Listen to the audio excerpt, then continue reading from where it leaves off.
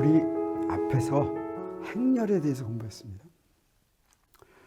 행렬은 고유 벡터와 고유값 가지고 있고, 또 행렬은 허미션 행렬, 유니터리 행렬 이렇게 구분할 수 있다고 그랬죠. 양자역학에는 연산자가 나오죠. 캣 벡터가 있고 연산자가 있죠. 그런데 이 연산자가 행렬과 긴밀한 관계가 있습니다. 우리 앞에서 한번 얘기했습니다. 상태 벡터는 벡터와 연관이 있고 연산자는 행렬과 연관이 있는데 그 얘기가 무슨 얘기일까? 먼저 우리 위치 공간에서 보면 벡터와 연산자를 기저로 대표하는데 우리 앞에서 했었습니다. 이거 지난주에 한 겁니다. 23강에서. 위치 공간은 기저가 바로 뭐였습니까?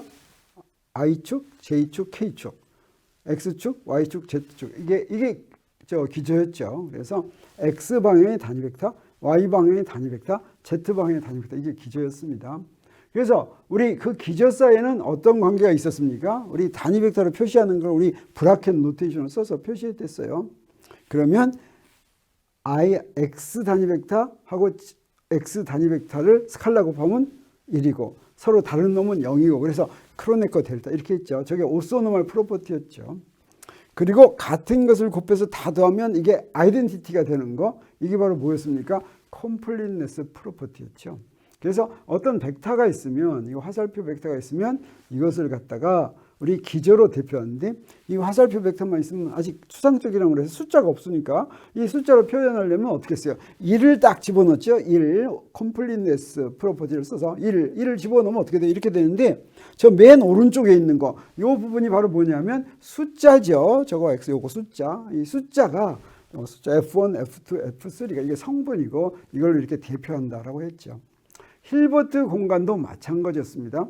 자, 힐버트 공간에서는 기저인데 그 기저는 아직 뭔지 몰랐죠. 그렇지만 기저가 있다고 하면, 이런 기저가 있다고 하면 그 기저로 대표하는데 이렇게 기저로 대표되기 위해서는 이 기저가 어떤 성질을 만족해야 되냐면 우리 위치 공간으로부터 이런 성질을 만족해야 될 것이다 라고 예상을 한 겁니다. 뭐 어떤 성질이에요? 오소노멀 프로퍼티와 컴플리트네스 프로퍼티를 만족해야 될 것이다 이렇게 이제 생각하는 겁니다.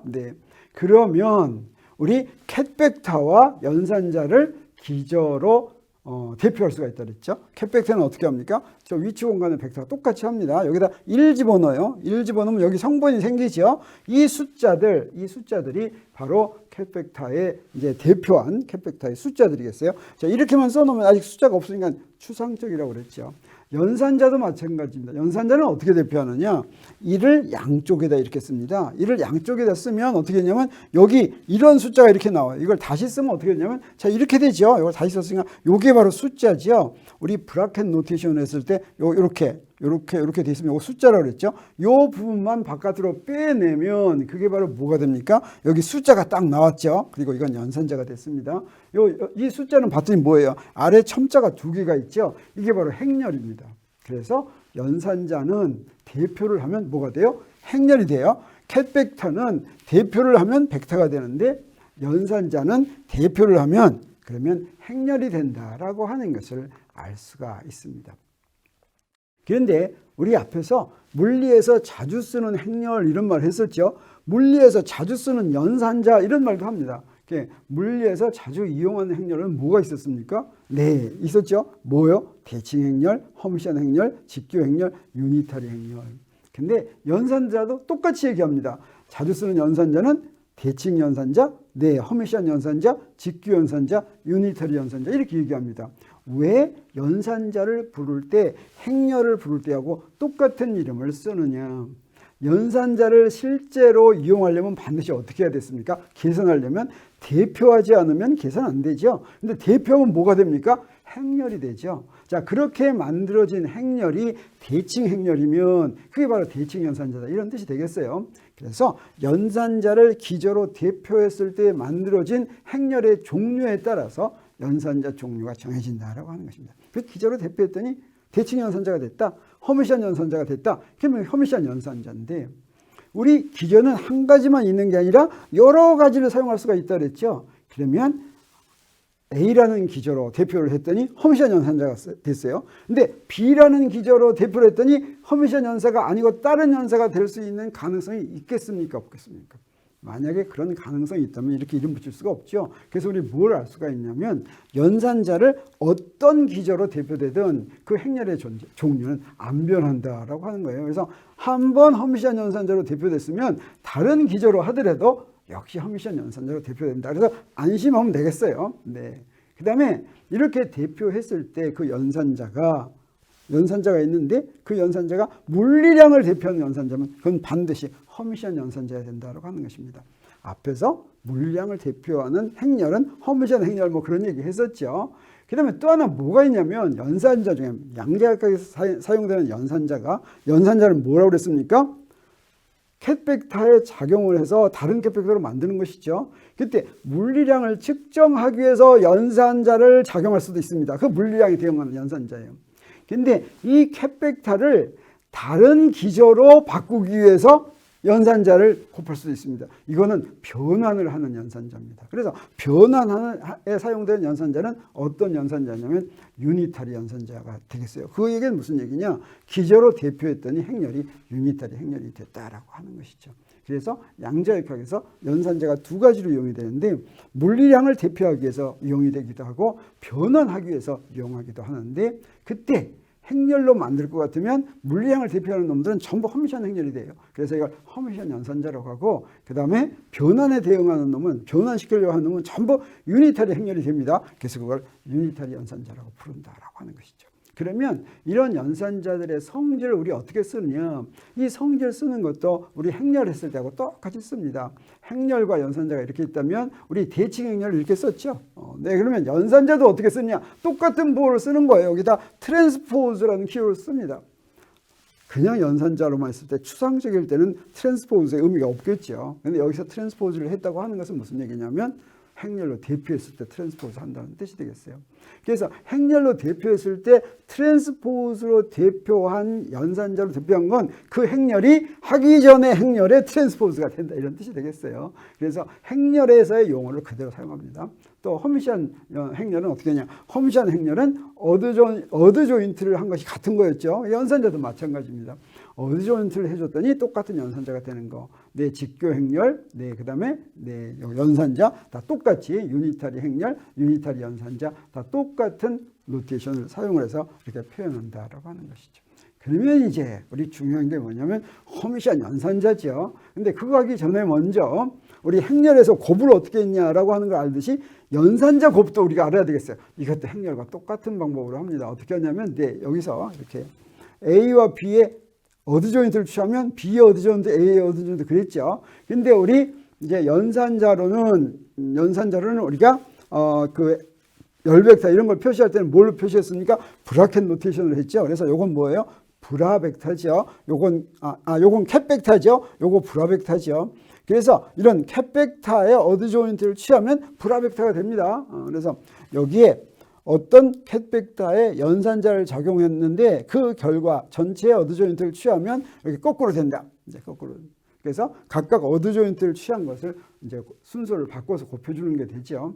그래서 자 여기에 벡터 곱하기 행렬의 어드 조인트 그때는 어떻게 돼요? 네, 여기 브라벡터 행렬의 어드 조인트 이렇게 된다. 자, 라고 하는 것을 우리 알 수가 있죠. 그 다음에 두 행렬, 두 연산자 이렇게 합니다. 자, 이 경우는 뭡니까? 저 경우는 숫자가 되는 경우죠. A의 행벡터하고 열벡터하고 곱하면 숫자가 되죠. 자, 이것도 마찬가지입니다. 여기에 브라벡터하고 캣벡터를 곱하면 숫자가 되는 거예요. 그러니까 숫자가 되는 건 뭐나 마찬가지예요? 컴플렉스 컨주게이션과 마찬가지죠. 그래, 컴플렉스 컨주게이션 요거 두 개 바꾼 것과 똑같다라고 하는 것이죠. 그 다음에 세 개를 곱할 때는 이제 이런 식이다라고 하는 거 우리가 이용을 해가지고 무엇을 증명하는데 이걸 활용할 것이냐? 허미션 연산자의 성질을 하는데 연산자에서도 고유캣과 고유벡터가 있습니다. 자, 여기서 연산자의 캣벡터를 작용하면 뭐라고 그랬어요? 네, 이렇게 캡 벡터가 있는데 연산자를 작용하면 다른 벡터가 된다 그랬죠. 자, 이런 캡 벡터는 뭘 표시한다고 그랬습니까? 그 대상 물체의 상태를 표시한다고 그랬죠. 자, 그러면 이게 물리량을 표시한다고 하면 어떤 상태에다가 그 물리량을 측정하면 어떻게 된다는 거예요? 다른 상태가 된다라고 하는 얘기입니다. 그래서 한 상태의 물리량을 측정하면 그 상태가 다른 상태로 바뀌었다라고 하는 것을 이 식으로 표시하는 거예요. 근데 어떤 경우도 있냐면 어떤 특별한 상태는 그 상태에다가 물리량을 측정을 했는데 어때요? 그 상태가 안 변할 수도 있죠. 그럼 우리가 이렇게 쓸 수가 있겠어요. 어떤 상태가 있는데 측정을 했는데도 안 변했다. 근데 여기서 상수 곱한 게 별 의미가 없습니다. 왜 그러냐면 상태를 대표할 때 캡 벡터에는 그 상태는 거기다 상수 곱해줘도 똑같은 상태죠. 근데 여기에 등식을 성립하게 하려면 여기 있는 숫자는 항상 일정한 숫자가 나와야 되겠어요. 자, 이렇게 나오면 이거 바로 행렬에서 고유값 문제하고 똑같죠. 그래서 이 의미는 뭐냐면 상태에다가 연산자를 작용하면 이건 뭔가 측정을 했습니다. 그래도 특별히 아무것도 안 변하는 상태가 있을 수 있는데 이런 상태를 뭐라고 부르냐면 고유 상태다 이렇게 부른다라고 하는 거예요. 그래서 여기에 상수를 곱한 요거 동일한 상태를 대표한다는 거 우리가 알 수가 있죠. 그래서 요 놈은 우리 뭐라고 부르냐면 이 연산자의 고유 상태고 요건 고유값이다 이렇게 부른다고 하는 것이죠. 그래서 연산자마다 그 고유 벡터와 고유값은 정해져 있습니다. 행렬에서 고유 벡터와 고유값이 정해져 있는 거나 마찬가지가 되겠어요. 그러면 어떻게 쓰느냐? 그러면 우리 그 상태를 여기에 고유값이 람다라면 이제 상태마다 고유값하고 대응이 되니까 그 고유값을 가지고 상태를 표현하는 그 이름으로 사용하는 거예요. 자, 그래서 여기다가 람다 하고 이렇게 했으면 요 캡 벡터는 고유값이 람다인 캡 벡터다 이런 얘기가 되겠어요. 그래서 어떤 연산자를 람다에다 딱 할 것 같으면 고유값이 람다가 나온다라고 하는 것을 우리가 알 수가 있습니다. 그러면 이제 이것들을 이용해서 바로 무엇을 증명하려고 하냐면 허미션 연산자는 두 가지 성질이 있다. 우리 허미션 행렬에 두 가지 성질이 있는 것과 똑같은 성질이 있습니다. 증명도 똑같은 방법으로 하겠어요. 그래서 우리 이건 좀 빨리 하겠습니다. 허미션 연산자의 정의가 뭐였습니까? 어떤 연산자가 있으면 그 연산자의 대거가 어드 조인트가 똑같은 그런 연산자지요. 이걸 이용해서 첫 번째 성질은 뭐겠어요? 고유값이 실수다라고 하는 거죠. 어떻게 하면 되겠습니까? 네, 이 고유값 식이 딱 있으면 이놈을 어떻게 해요? 여기다가 뭘 곱하냐면 자 이렇게 딱 만듭니다. 요 왼쪽에다가 불화를 곱했어요. 왼쪽에다 불화를 곱했어요. 그리고 양변을 어떻게 하겠습니까? 양변에 어드 조인트를 취하죠. 그러니까 어드 조인트를 취하면 요 놈의 어드 조인트를 취해서 거꾸로 가는데 요 놈의 어드 조인트를 취하면 요게 되죠. 그다음에 이건 허미션이니까 안 변하죠. 그래서 좌변은 똑같겠어요. 근데 우변은 어떻습니까? 요건 숫자니까 람다 스타가 돼야 되죠. 요 놈은 그대로 있겠죠. 어드 조인트 두 개가 똑같으니까 네, 그대로 놔뒀습니다. 그래서 1식에서 2식을 빼면 어떻게 되겠습니까? 1식에서 2식을 빼면 좌변은 0인데 우변은 이렇게 됐죠. 근데 우리 뭘 알아요? 요 알파 불하고 알파 요건 뭐냐면 요건 숫자인데 이건 절대로 0이면 안 되겠어요. 이게 0이면 어떻게 돼요? 저 알파라는 캣이 없다는 뜻이죠. 그래서 그게 0이 아닙니다. 그러면 람다 빼기 람다 스타가 0이니까 네, 람다와 람다 스타가 같다. 고유값이 실수다라고 하는 걸 증명할 수가 있겠어요. 그럼 두 번째 성질은 뭐겠습니까?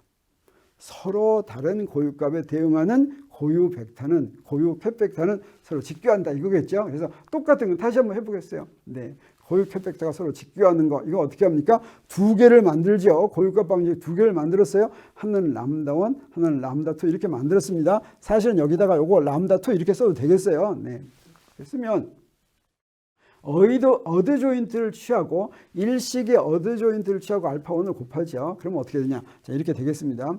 그리고 어드 조인트를 취했는데 우리 이게 이제 고유값이 실수인지 알았으니까 그대로 있습니다. 그리고 두 번째 거는 어떻게 되냐? 왼쪽에서 알파1을 곱해갔어요.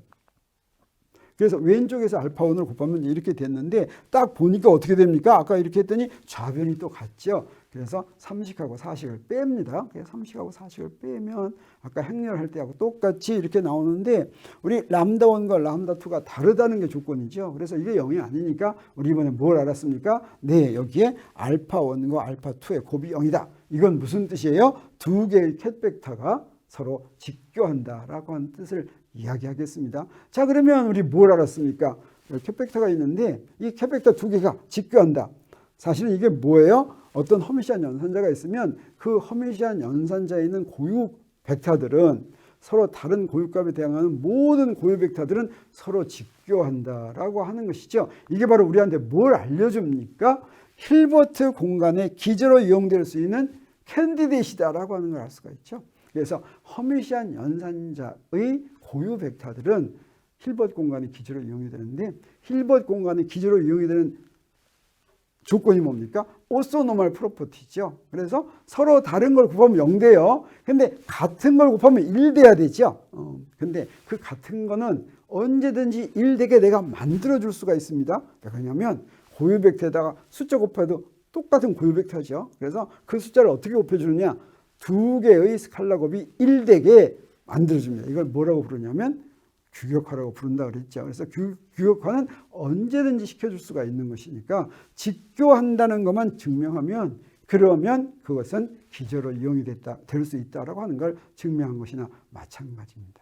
그래서 허미시한 연산자의 기저는 고유값은 고유 벡터는 전부 다 기저로 이용이 될 수 있는데, 허미시한 연산자는 물리량을 대표한다 그랬죠. 물리량 대표하는 것 중에서 특별히 어떤 것들이 되냐면, 자, 힐버트 공간 기저에 대한 조건은 바로 뭐냐면 기저들이 서로 직교하는 것인데, 그 기저들이, 그 고유값들이 사실은 허미시한 연산자에서 두 가지 경우가 있습니다. 하나는 고유값이 불연속적인 경우가 있어요. 또 연속적인 경우도 있을 수 있습니다. 그랬을 때 우리 불연속적일 때는 오소노멀 프로퍼티를 이렇게 썼지만, 연속적일 때는 어떻게 쓴다고 그랬어요? 연속적일 때는 그걸 계산하는 게 굉장히 복잡하다고 그랬죠. 근데 이걸 갖다가 누가 이거를 이용하기 시작했냐면 디렉이 처음 이용하기 시작했어요. 바로 이 함수, 우리가 앞에서 했었지만 이게 연속적인 변수에 대해서 크로네커 델타와 똑같은 성질을 갖고 있는 게 이게 디락 델타입니다. 이 델타 펑션이 맨 처음에는 어때요? 로가 로 프라임하고 같으면 무한된 거죠. 이 무한된 게 아무 쓸모가 없는 것 같았어요.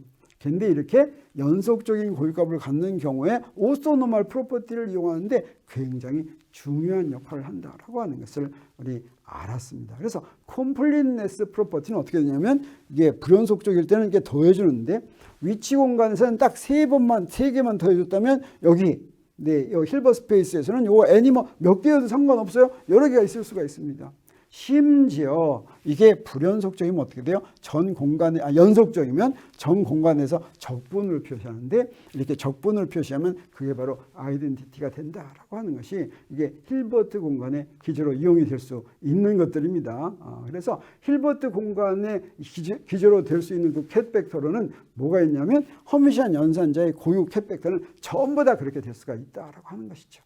근데 놀랍게도 물리량을 대표하는 연산은 전부 다 허미시한 연산자예요. 그래서 물리량 중에서 어떤 것들이 힐버트 공간의 기저로 잘 이용이 되냐면, 자주 이용이 되는 게 딱 세 가지. 물론 다른 거 이용해도 좋아요. 어떤 세 가지냐면, 우리 연산자, 오소노멀 프로퍼티, 그 다음에 컴플리트네스 프로퍼티 이렇게 쓴다면, 연산자로는 위치 연산자를 많이 사용합니다. 위치 연산자는, 자, 두 위치 연산자 사이의 스칼라 곱은 이렇게 디락 델타가 된다라고 하는 것은 우리가 이거 조사해보고 한 거 아니에요. 이게 그냥 뭐예요? 고유값이 연속적이면 항상 이게 성립하는 겁니다. 이거 항상. 그 다음에 이건 그냥 성립하는 거. 이게 성립하면 이거 바로 성립했죠. 따라 성립했죠. 선운동량도 어떠냐? 선운동량도 연속적인 값을 가질 수가 있습니다. 그래서 선운동량에서도 오소노멀 프로퍼티는 이렇게 되고, 디락 델타로 나오고, 그 다음에 콤플리트네스는 이렇게 됩니다. 근데 해밀토니안은 토탈 에너지 연산자입니다. 그 토탈 에너지 연산자는 그 시스템이 무엇이냐에 따라서 불연속적인 경우도 나와요. 이렇게 불연속적인 경우에는 오소노멀 프로퍼티가 이렇게 크로네커 델타로 표시되고, 자, 콤플리트네스 프로퍼티는 이렇게 표시된다라고 하는 것을 알았습니다. 자, 우리 이제 거의 다 왔어요. 우리 목표가 뭐였어요? 하이젠베르크의 양자역학, 행렬역학과 슈레딩거의 파동역학이 서로 같은 것이다 라고 하는 걸 보이는 거라고 그랬죠. 자, 이제 우리 힐버트 공간의 기저로 무엇이 이용될 수 있는가 하는 것까지 우리가 알았습니다. 네.